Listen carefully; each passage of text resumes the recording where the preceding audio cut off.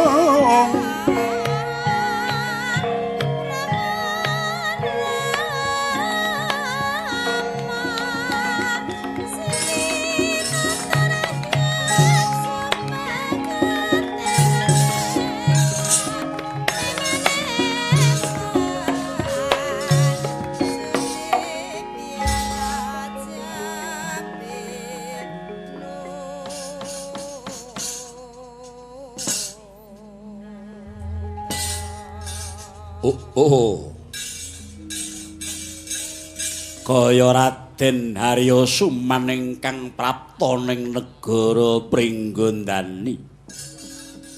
Ya waleh apa aku Prabu Trembaka? Lah dalah. Banjur kepiye kawusanane Nawala ingkang katur ana ngersane Sinuwun Prabu Pandhu Dewanata Raden? Sing gedhe pangaparan anane aku tumuli budal daya-daya prapta enggal sapatemun kelawan paduka Sang Prabu Kala Trembaka. Aku mung kepengin bakal marini sesurupan kelawan jeneng sira. Lamun ta dina iki Prabu Pandhu duka yayah sinipi. Lho, sababe apa teka Prabu Pandhu duka? Awit saka pangrasane Sinuwun Prabu ing Astina. Yen to jeneng sira Prabu Trembaka suwijining siswa ingkang mbalela banggel nerak pacak rajang angger bebasan wani mirung kampuh jingga bondan tanpa ratu kepiye nalare kok mengkono Raden sumurpa kaya wis ora kurang-kurang pituduh piwulang-piwulange Prabu Pandhu marang murid ya kuwi kowe bebasan ditumplak disokake saka banyu tanpa kena diitung kepinteran kawasisan ing babakan reh glaring baris jaya kawijayan ingkang wis disokake dening Prabu Pandhu menyang murite ya kuwi kowe nanging ya gene piwalesmu kok kaya ngono Prabu Tremboko wis ana 7 pasuwanan kowe ora prapta ning negara Ngastina kuwi sawijining kluputan gedhe mengko dhisik Raden anane sawetara aku ora sowan menyang negara Ngastina krana aku nedeng ngenepke rasa lan aku nedeng lakoni Subrata pirang-pirang sasi kuwi ingkang sepisan kaping pindhone aku rumangsa pekewo ya sabab saben-saben aku mung tansah ganggu marang kamardikane guruku ingkang tak pundi-pundi ya kuwi Prabu Pandhu nganti persasat lebya nggone ngasta pusara praja Ngastina mung merga keribetan saka polaing murid ingkang mung tansah kepengin cecaketan kelawan gurune. Mula aku ngaturake nawala kunjuk Prabu Pandhu. Surasane aku mung kepengin ngaturi rawe Prabu Pandhu ning negara Pringgondani. Ciptaku mengkono supaya Prabu Pandhu teka ana ing Pringgondani kene Raden Arya Suman. Kagyatri sangga pirang rinangkul kinempit kempit Tremboko piye kuwi mungguing kowe kaya ora ana surasa apa-apa becik-becik wae nanging ngerti ya Prabu Pandhu kuwi piyayi alus tegese surasaning ngawalamu kan kaya mengkono mau tumraping Prabu Pandhu kuwi nyolok mata apa mbok anggap Prabu Pandhu ki ratu sak pepadamu ngono apa piye tegese yen to kowe ngarepake rawuhe Prabu Pandhu ana ning Pringgondani tegese padha wae kowe mbawahake negara Ngastina kudune kowe ki sumembah sesedhokan ana ngareping Prabu Pandhu nek Prabu Pandhu mbok rawuhke ana ning Pringgondani tegese kowe nantang perkara wo lah kok ngono Raden kowe saiki tak wene ngerti ora suwe meneh yen kowe ora tata-tata negaramu bakal lebur tumpur dadi awu merga samengko Prabu Pandhu wis utusan patih Ngastina Raden Gandamana ora liya dikon ngukum wong Pringgondani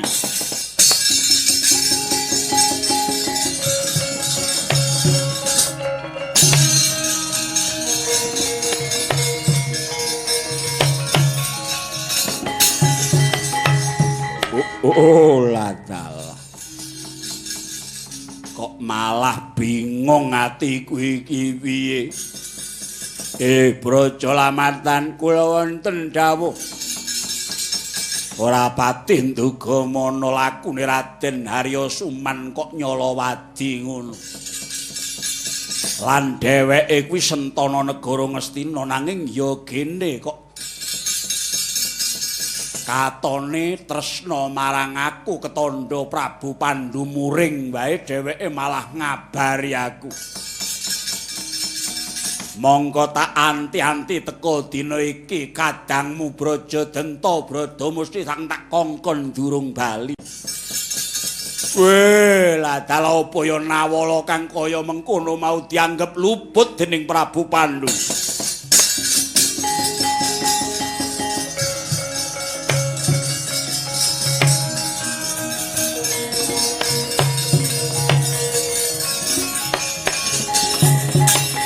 Raseksa Guru Rupari Sedeng Narendra yaksa lalaku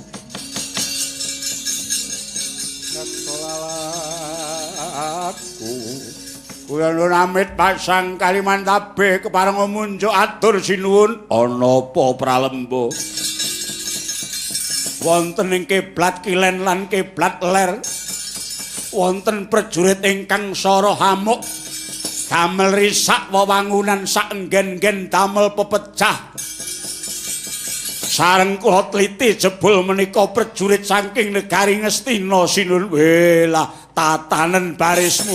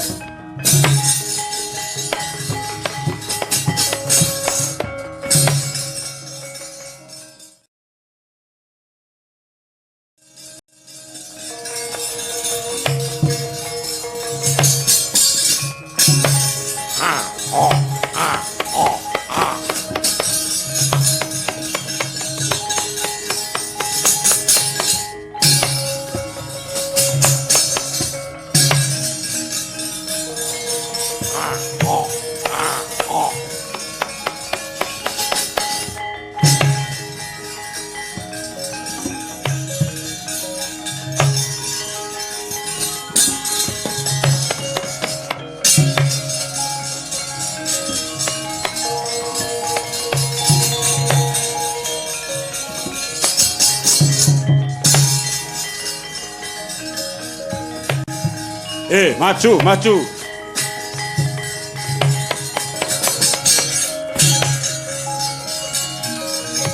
pana maju maju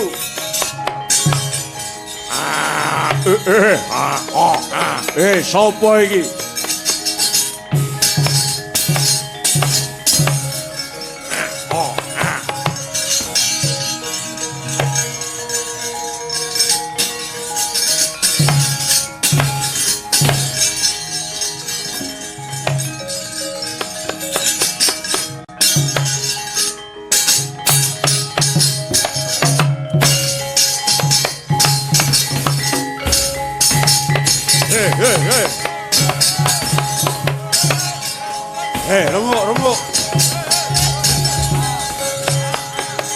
Rembuk. Mundur. Mundur.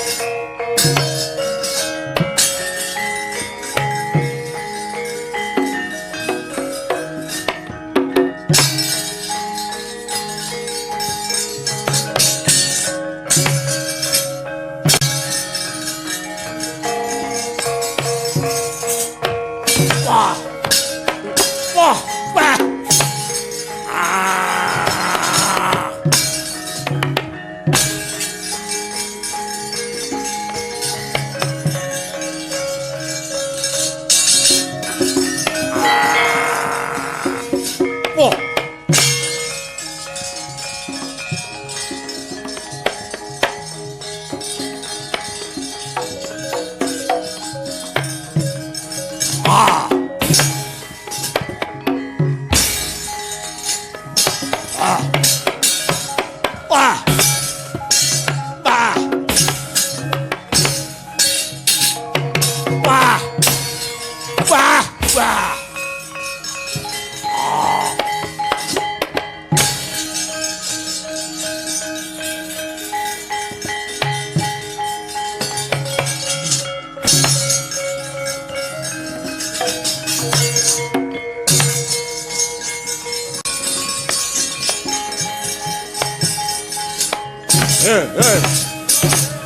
Yo maju, maju. Remuk, remuk. Ayo, combel, diwales, diwales. Yo, kuwi aja nang sing nganggur kuwi.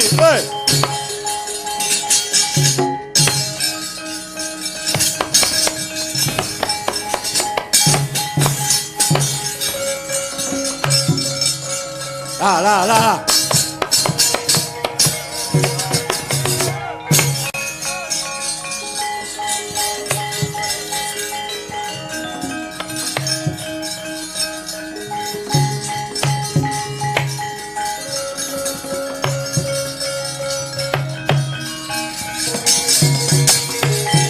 Kagyat risang kapirang rinangkul kinempit kempit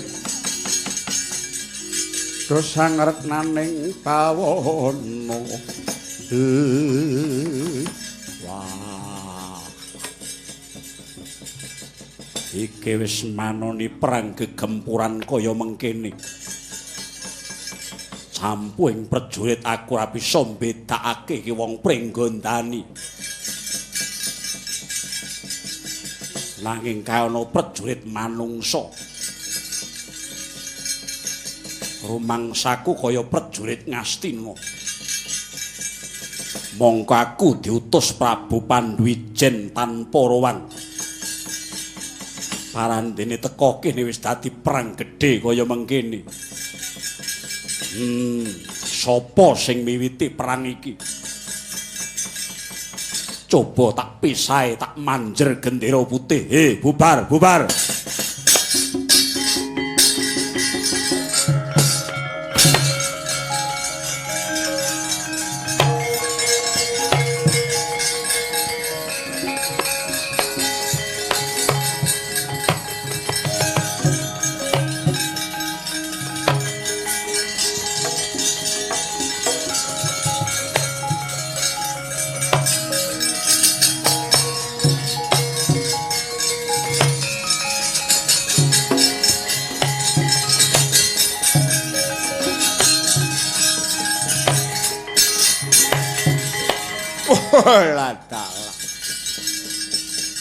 Aku kaya ora pangling iki Patih Ngastina Raden Gandamana.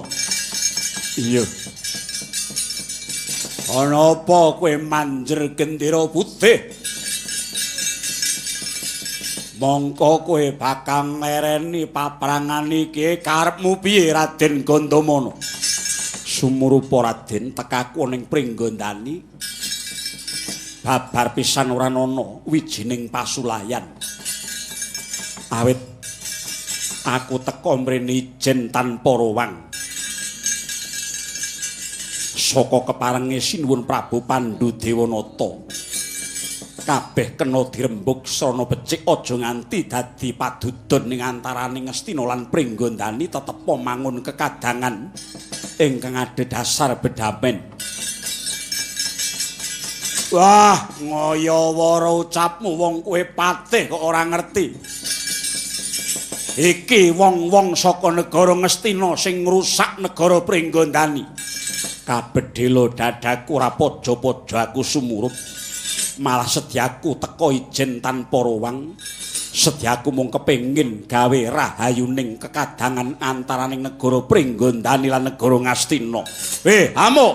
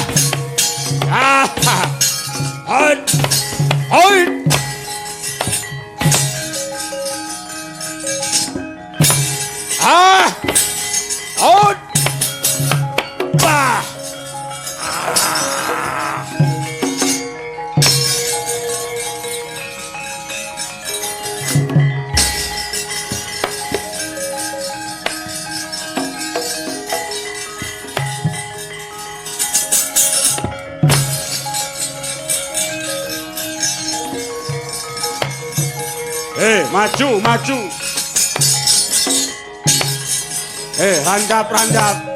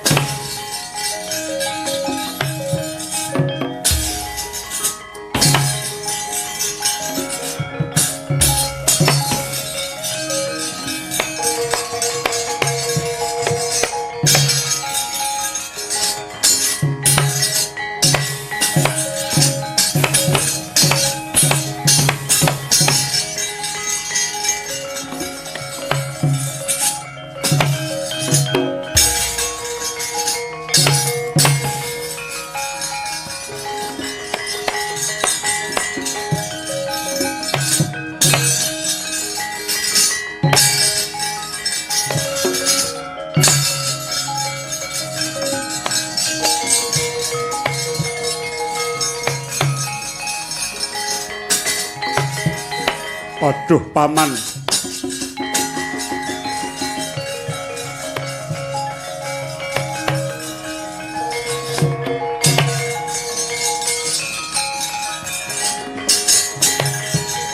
Sunsun matimbun-timbun. Akeh waraning tumbak Candrasa Trisula ingkang tumancep ing angganing Sang Gandamana rebah kasulaya. Risang Kurupati asa mitulungi labet saking welasing manah dhateng Kang Paman Sang Patih Gandamana. Parandene pinenggak dening Harya Suman. Sarya jingkrak-jingkrak hangguyu latah-latah.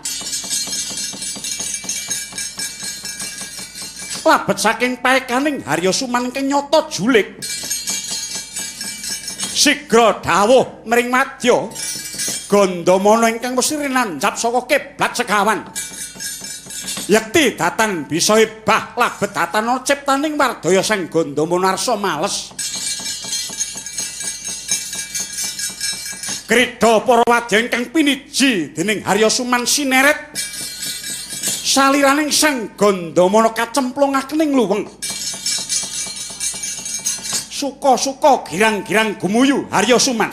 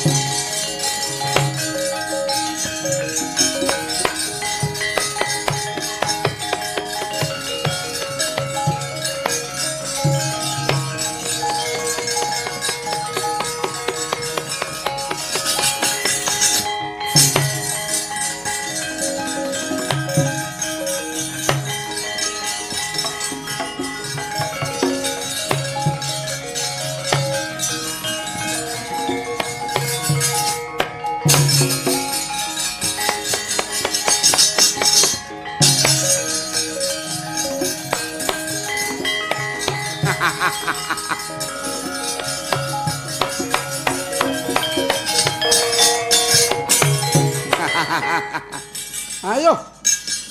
Kapokmu kapan kowe Gandamana? Arep wong digdaya ning kowe ming wong akal kalah karo wong kang sugih akal kaya Harya Suman. Sepira banggamu? Para prajurit tablek ana watu saka dhuwur aja nganti bisa urip Gandamana.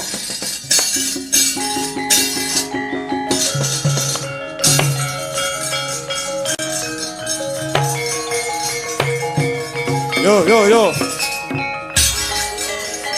Yo.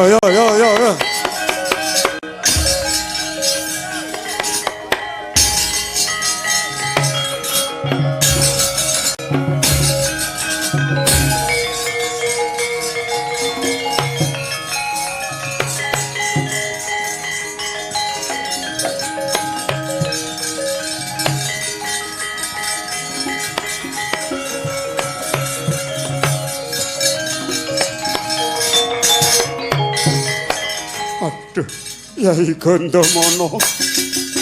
Oh.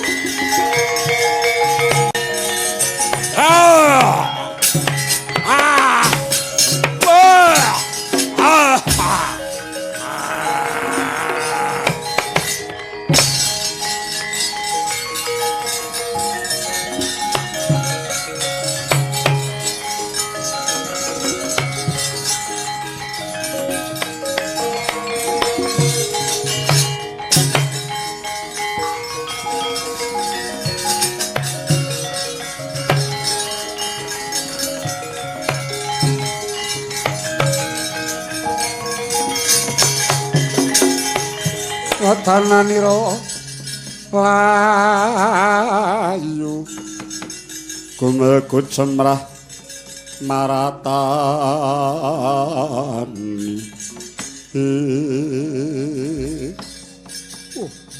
dewa teka kados mekaten lampanipun kadang kula Yayi Gandamono ing ngarep kaya wasana rasa jubriya rasaning atiku. Aku laku sesideman marang Pringgandani jebul kateman Siadi. Dipaeka kang kaya mengkono sapa? Sapa iki kang tumindak?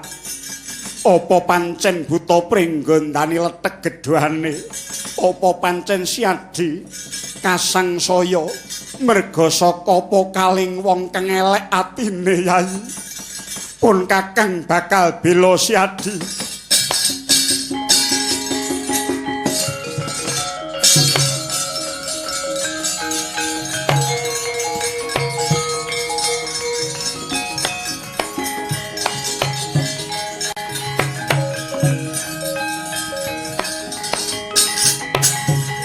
Wah, aman. Sampeyan iku jane pripun? Sampeyan babar pisan boten mesake kalian Paman Gandamono. Malah sampeyan dawuh ngebleki sela. Oh, menawi perkawis menika kawanguran dening Paman Prabu Ngastina. Kula lan panjenengan badhe dados menapa, Paman? Kurmati. Aku wis kandha kabeh sing budal menyang Pringgandani kudu manut miturut marang pertikelku lan pituduhku. Ya kaya ngene iki nggonku. Golek srana patine Kakang Gandamono merga Ngastina dampar kepatihan yen isih dilungguhi dening wong liyan bebrayan kowe sak sedulurmu Kurawa ora bakal entuk kamulyan. Waduh, nanging menapa nggih ketah ancik-ancik dateng. Kunarpaning asanes ingkang boten dosa lan boten lepat Paman. Kowe ngerti mapa? Dulurmu ki akeh 100 cacahe. Yen ora dibudidaya wiwit saiki golek kamulyan, besok negara Ngastina ki dadi duweke turun Prabu Pandhu. Aduh, nanging kula mboten mentala Paman. Kudu mentala. Lan iki jane karep sampeyan niku dos pundi? Sejatine nawala saka negara Pringgandani wis tak buka surasaning tulis. Pancen bener-bener setya bektine Prabu Trembaka marang Ratu Ngastina Prabu Pandhu. Prabu Trembaka ngaturi rawuhe Prabu Pandhu negara Pringgandani bakal disubya-subya, disungga-sungga merga saka karmane Prabu Pandhu nggone ngaku murid lahir tumusing batin marang Trembaka. Nanging layang mau tak salini. Tak salini nawala penantang. Tondo astane Prabu Trembaka tak tirokake jebles ora siwah sarambut. Ngertine Prabu Pandhu kuwi nawala saka Pringgandani. Mula ciptaku negara Pringgandani karo Ngastina tak du. Saiki Gandamono wis mati, bakal tak aturake. Waduh kados pundi menengo kampar kepatihan Ngastina dadi duwekku mengko.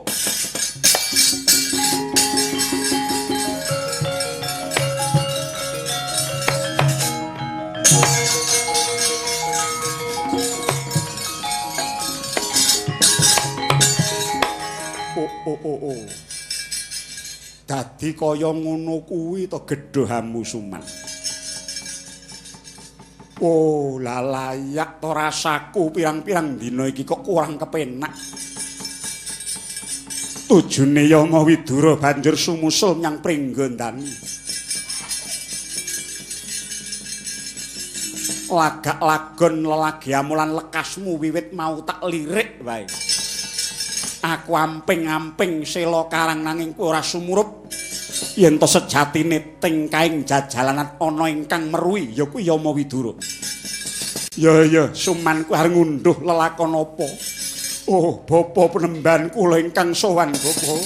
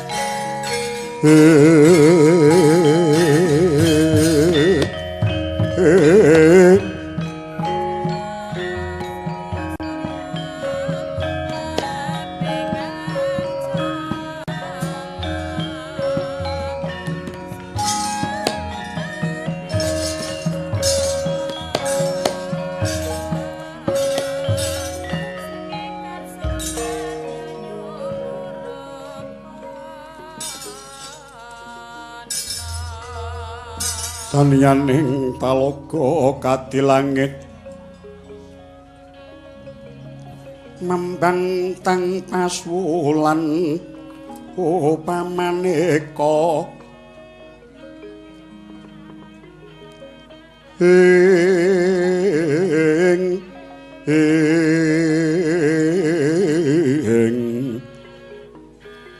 bintang tulya kusuma ya sumawur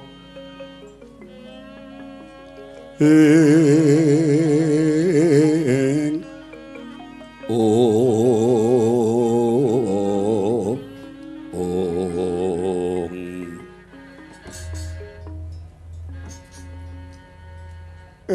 tak sawang kaya mantuku Yama Widura ngger padha becik tekamu ning arga tumelung kene kula. Ninggih pangestu paduka Kanjeng Rama Mara Sepuh. Bekti kula mugi kunjuk sandhaping pada paduka Rama Begawan. Iya nggih tak tampa gawe gedhe ning atiku. Doplas. Bekti kula katur penemban. Iki sapa kula Petruk? Oh iya Petruk tak tampa. Bekti kula katur mbae. Iki kula Bagong. Iya Bagong tak tampa nggih. Pangestuku tampanana Bagong. Nggih kula pundi pangestune mbae lo ceret. Oh lo ceret ngene. Arga tumelung kok lo ceret. Lah iya, arga tumelung ki lak kidule lo ceret.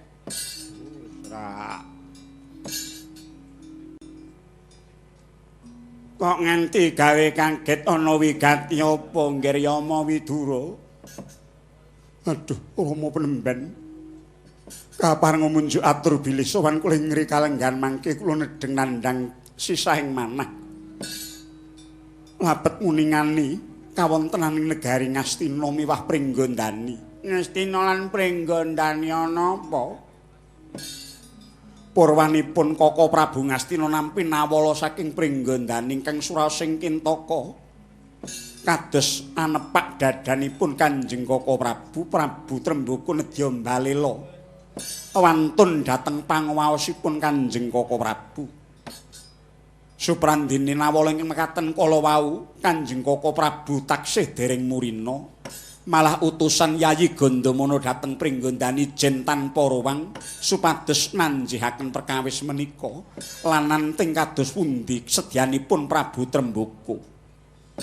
Suprandini prapting negari Ngastina kula lajeng sumusul Yayi Gandamana dhateng Pringgondani awit kula ngertos purwanipun bidhal Yayi Gandamana ijen tanpa ruwang parandini saking pokaling tiyang ingkang nami Harya Suman ngrekaken wadyabala miwah sata Kurawa sikep gegaman ngremuk ngrabasa negari Pringgondani mongko menika sisip saking dawuhipun Kakang Prabu Pandhu Rama Premban Yayi Gandamana prapting negari Pringgondani sampun mangertosi perang gegempuran cawing prajurit Ngastina miwah tempuh wadyabala saking negari Pringgondani ngantos waringuten Yayi Gandamana badhe nyapih ingkang sami bandayuda nanging dumadakan wonten cloroting sanjata ingkang ngremuk yaksa Pringgondani mila tinarka dening yaksa Pringgondani menawi Yayi Gandamana menika namung api-api pados lenanipun prajurit Pringgondani wekasanipun bingung wonten ing panca bakah Yayi Gandamana boten wikan menapa ing kedah linampahan rinanjap jemparing saking kiblat sekawan Yayi Gandamana boten saged ebah wekasan wonten peranganing prajurit ingkang nyeret sariranipun Yayi Gandamana ingkang boten daya awit kinarubut dening yaksa ingkang boten sekedhik cacahipun miwah rinanjap jemparing wadya ingkang sami sesideman nanging jebul sedaya kala wau saking pokalipun tiyang ingkang nami Harya Suman malah kapara Harya Suman kumawantun dawuh nyeret saliranipun Yayi Gandamana dipun luweng lan dipun tablek sela saking inggil kula badhe sung tetulung nanging kula ugi dipun prawasa dening prajurit Pringgondani dumadakan kula saged muningani jebul reka daya menika tuwuh saking pertikelipun Harya Suman jebul nawala ingkang kunjuk Prabu Pandhu menika dipun gantos dening Harya Suman nawala saking Pringgondani dipun bucal nanging Suman lajeng reka daya nawala penantang dhateng Kakang Prabu Pandhu Ngastina ingkang suraosipun Prabu Tremboko wantun dhateng Prabu Pandhu. Aduh Rama Penemban kula nyuwun sanjata pitulung awit dinten mangke Yayi Gandamana katriwandan katablek sela saking inggil boten saged ebah wonten sak dasaring luweng Bapa Penemban kula nyuwun sanjata pitulung paduka Rama Resi.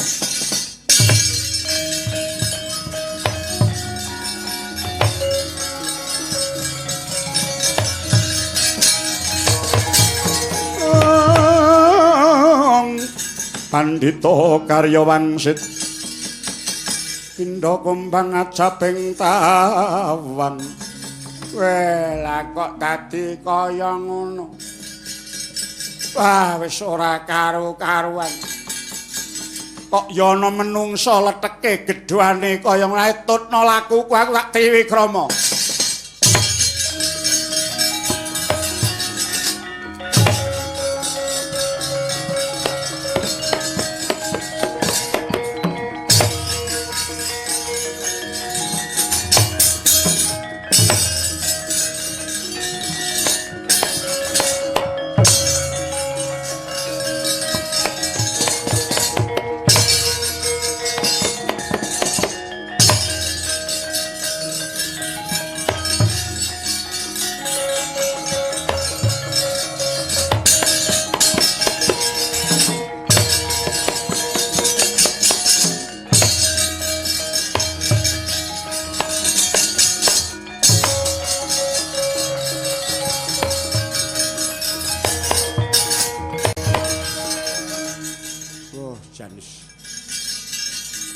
Gong,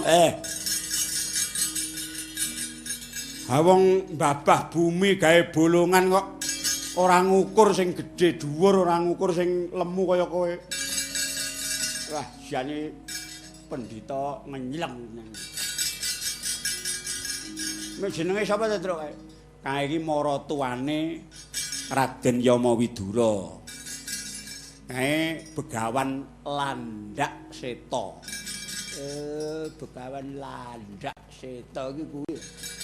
Mula nek Triwikrama terus dadi landhak.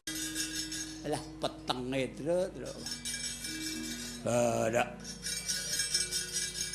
Lah kek tikuse cilik-cilik pirang-pirang lah. Yung. Penemban. Aduh pisan. Nah, piye iki? Ini kudu wani ngrekoso ya, Truk.